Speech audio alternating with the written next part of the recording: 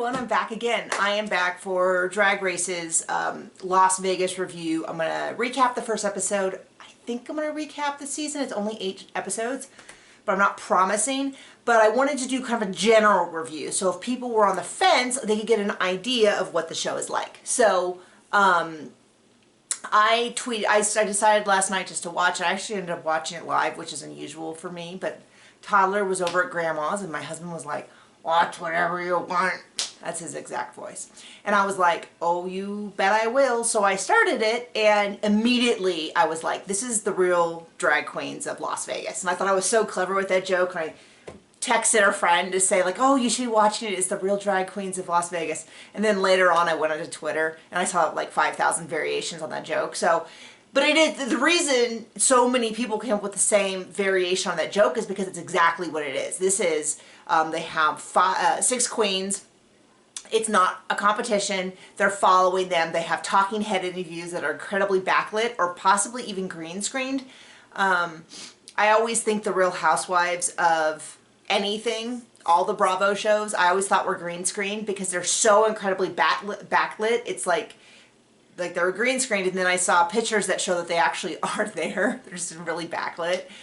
So I don't know which it is, but there's 6 drag queens. There's past conflicts. There's potential romances, which haven't been on the Real Housewives exactly between the women, but it definitely has that sort of vibe, and I'm here for it. I'm fine with it. I like my favorite part. I like the competition on traditional Drag Race, but I enjoy just them sitting around doing stuff, having conversations.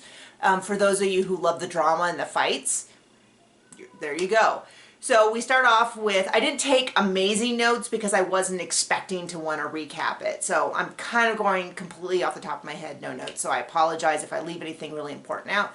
First off, I want to mention that my condolences to Chi Chi DeVayne's family. We just had recently heard when I'm filming this that she had passed away, and frankly, I'm shocked. She was so young. I knew that she was sick. I didn't realize how severe it was. And then it seemed like she just passed so suddenly. It was like one day, it was like, oh, she's back in the hospital, and the next day, you know, she's passed away, and it was just really shocking, and it's sad. And it's a reminder to remember that these are real people with real lives. I'm sure you have no problem with that, but it's just life's so short and all that. So I just wanted to make sure I mentioned that.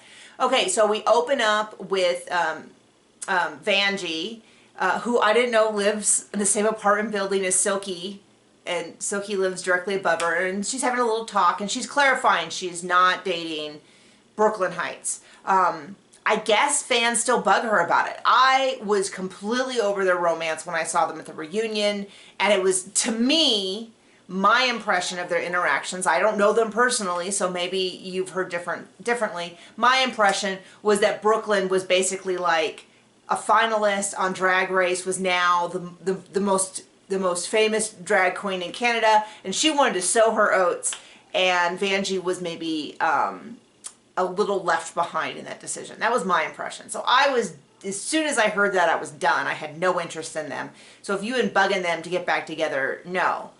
People deserve to have partners that value and enjoy them, and they should feel valued in that relationship. Anyway, that's me putting a lot on that. It might not have been that way. But Vanjie's talking about maybe she'd be open to a 3-month relationship because she's going to be in one place. So the premise is that at the Flamingo, which I've never actually been to, although I go to Vegas every year, and next time I go, hopefully I'll be able to see this show, they're going to have it's sort of a musical review. It's not quite a traditional drag show, which I haven't actually been to, so I can't tell you, but I did watch Work the World tour, so I have a general idea of what they normally do. This is a bit like a stage play, a traditional musical about RuPaul's Drag Race with Asia O'Hara as the host and the other 5 girls as competitors, and they do numbers. Now, they haven't said much beyond that. I don't know if a different drag queen wins every show. I don't know whether there's a set.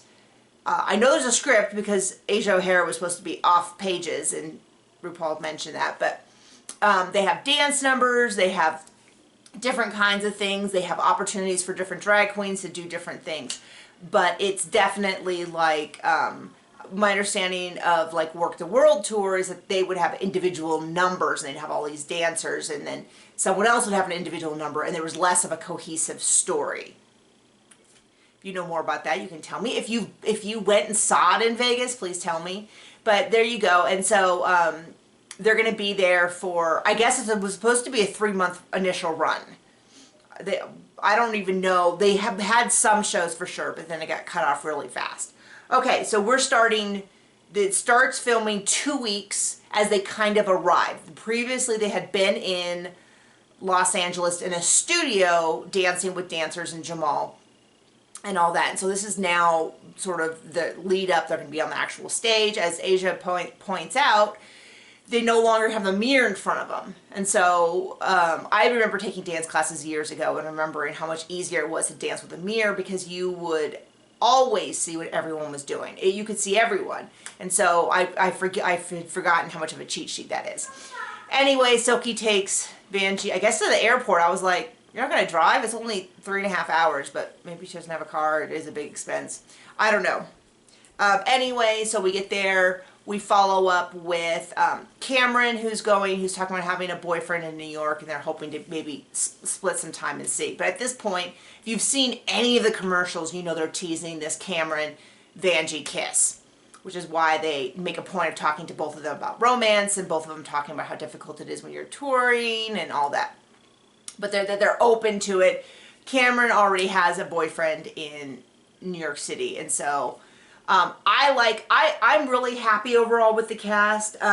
We see Naomi Smalls and Evie Oddly, who I didn't realize how much they look alike until it was specifically one scene. They had the same haircut, which is not terribly distinctive, but they were getting like mani-pedis. They were getting pedis, and so they were not in drag. They were in the same robe. They were in the same kind of chair, and the camera kept switching between them. And I was like, wow, I had no idea how much they looked alike.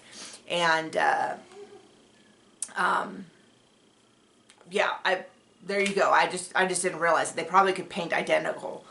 But anyway, and they're talking a little bit, and they're bringing up, they're mostly doing like flashbacks. So the show starts with like here's a look at the season, and then they flash back to these first few days, and we're remembering that Naomi and Derek Barry, who is also one of the contestants, who is known as a Britney impersonator, and there's this ongoing discussion, because we just saw All Stars, about whether or not Derek is just a Britney impersonator, wants to be more, doesn't want to be more. Most of the drag queens are like pushing her to do more of her own stuff, and then she says she wants to, but then she always falls back on. So I don't know. Anyway, I gotta wrap this up. My little camera saying I got 4 minutes left, which is fine. So Naomi has some leftover drama with Derek Barry. I would point out that we just saw All Stars. Derek Barry also had problems with India. Derek Barry is part of a throuple with Nebraska, who was created by Alaska during Alaska's makeover challenge in her season. Nebraska desperately wants to be on RuPaul's Drag Race. Derek mentions it all the time. Derek says Nebraska is the drag queen, according to her, that has the most social media followers of any drag queen other than Ru Girls. And to me, it looks like Nebraska's trying to make her mark. She picks fights with Naomi. She's showing up at events that was going to kick Naomi out of their house. It's a whole big thing. So I think there is going to be a lot of potential trouble. We saw 2 sort of encounters. The episode ends on a cliffhanger. Did I mention everyone? So Asia O'Hara is the host. I've always liked Asia O'Hara. Naomi, Asia, and Cameron have all been on multiple tours of Work the World. They've all worked together. I've watched their Work of the World episodes. I'm super excited to see more of Cameron. I've always liked Cameron. I liked Cameron during her season, and I wanted to see more of her. Now we get a chance to see more of her. Crazy about Evie Oddly, who admits she hasn't gone to a doctor in 10 years. Girl, go to a doctor. There's been so much advance. Please take care of your body. We see Ru come in, do a dress rehearsal, give everyone notes, well-earned notes, but Cameron especially, is really anxious. I relate to Cameron so much with Cameron's anxiety, so I'm right there with you. So we have a really strong setup to the season. I recommend going and watching it. It definitely has any reality show type vibe to it, and I think it's gonna be a really fun season. We've already seen enough, and there should be enough diversity to where you're saying that you really enjoy one of the queens. And I'm making sure I said Vanjie, Asia, Cameron, Derek, Barry, Naomi, and Evie. So there's 6. So I did mention them all. So I'm gonna go ahead and cut off because my camera's about to die and I have books to finish. So I will talk to you guys later. Tell me if you saw it, if you're going to see it, you have no interest. You don't have to pick a favorite queen or who you think's gonna win, but you can if you can pick a favorite queen if you want.